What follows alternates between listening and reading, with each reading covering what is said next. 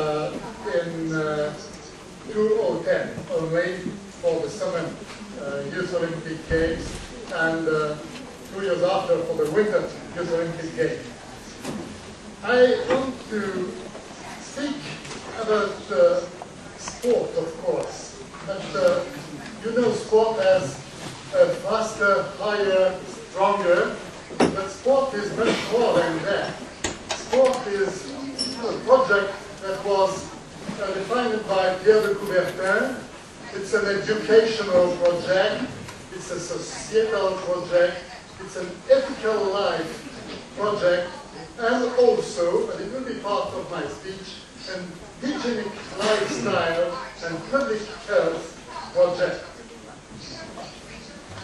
From the very beginning, there was a belief that, because when you see sports people, that's an image of beauty, harmony, and strength, there was a belief that sports means good health. And now, it's no more a belief, it's a knowledge.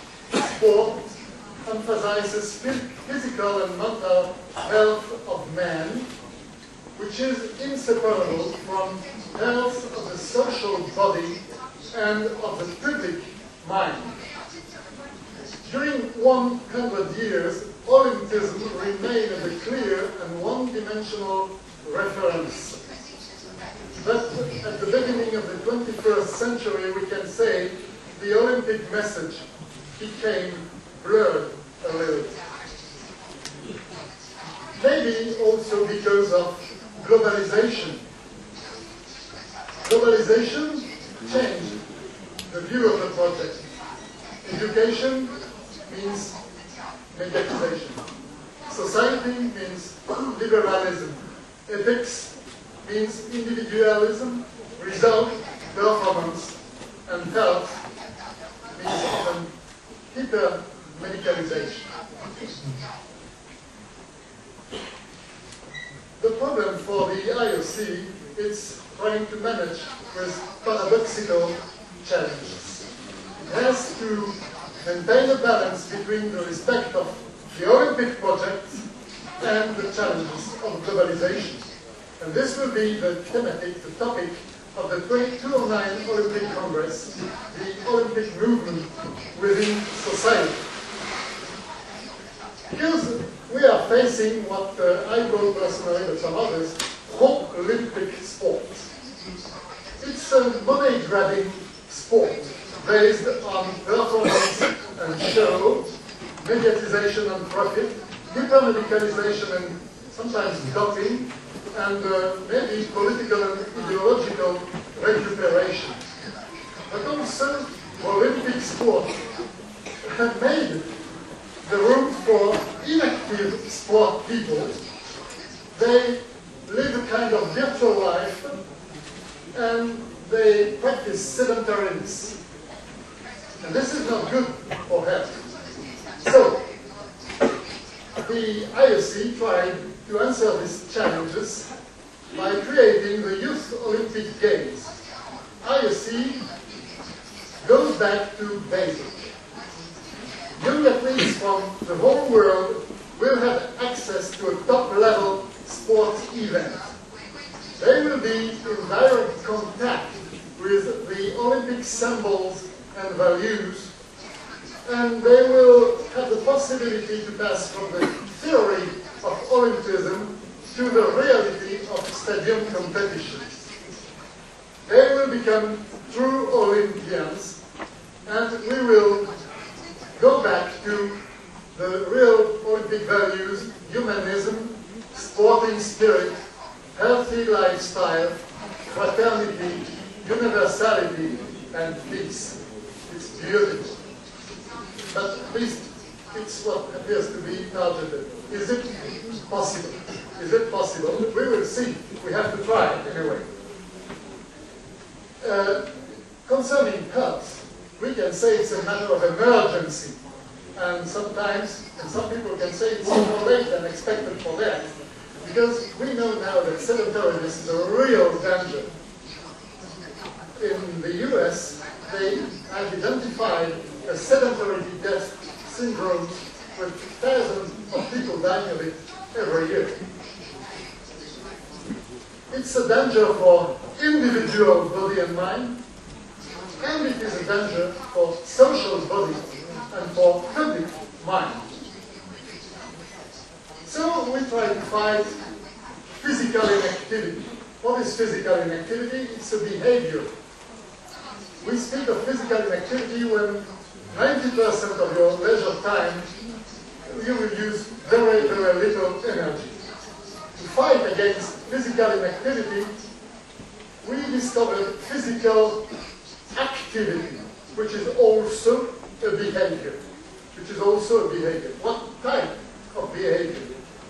Physical activity relates with movements of the body generated by muscular contractions, and it's accompanied by an energy expense. It seems very simple. It is very simple. Maybe too simple. But thousands of researchers from the year 1953 investigated the relationship between physical activity and health, and many conclusions are in fact questionable.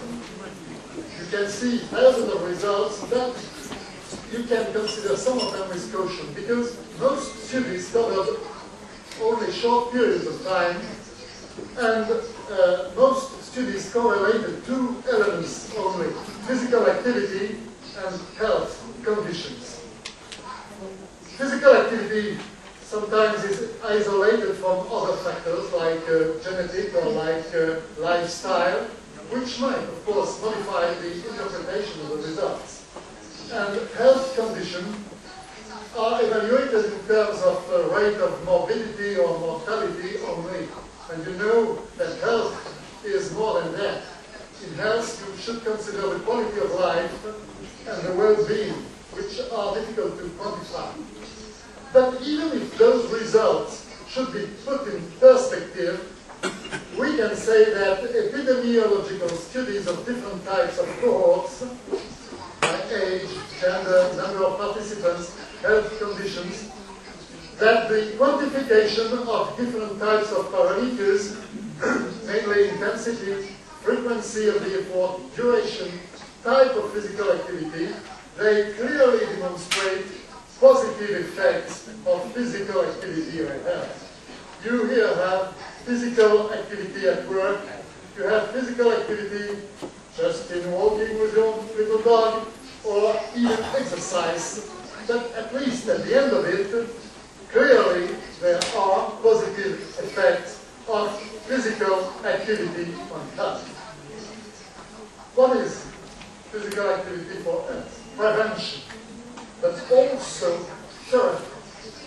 It means that it's prevention because scientific research demonstrated that regular physical activity enables avoiding or delaying the evolution of disorders associated with sedentariness, idleness, poor life hygiene, and aging. Physical activity is medicine because it was proved that it has good therapeutic effects in the treatment of severe chronic diseases, while improving well-being, autonomy, life expectation for a person having sometimes heavy pathologies. So, it's good physical activity. Good, sure. And then you have many recommendations for health-enhancing physical activity. For adults, actually, because it can change sometimes, it's at least 60 minutes of moderate or intensive physical activity per day, at least 5 times a week. And for young people, children and adolescents, probably longer periods of activity are recommended. But those campaign of recommendation have little effect on general population. We can say that 27% in America of the people follow the recommendation, more or less, and 63% they don't follow it at all, with bad results, of course. And which is worse, the practice of physical activities among young people not only is not increasing much after listening to the recommendation, but actually might even be dropping in some countries. So, what can we do? Recent strategies, scientific persons, they said, okay, we can enhance health through physical activity, and they refer to a play approach, structured training programs, balanced and coordinated series of physical exercises, progressivity with time in the exercise. What do they say? They return to what personally I call sport, which is different of physical activity. And once again, it is sport that means really good health. Physical activity, you know, it's only a means to improve the physical condition of an individual. Sport is an experience allowing the development of cognitive, strategic, social, personal skills. That's totally different. And that's why Youth Olympic Games might be important, because they intend to be a step of global education using sport as the starting point and the central core of primary prevention and proaction, which includes health, among other factors. Youth Olympic Games also pretend to be a social product through sport, by sport, using sport. The outcome of education, study, work, the outcome of interaction between athlete, technical team, medical team.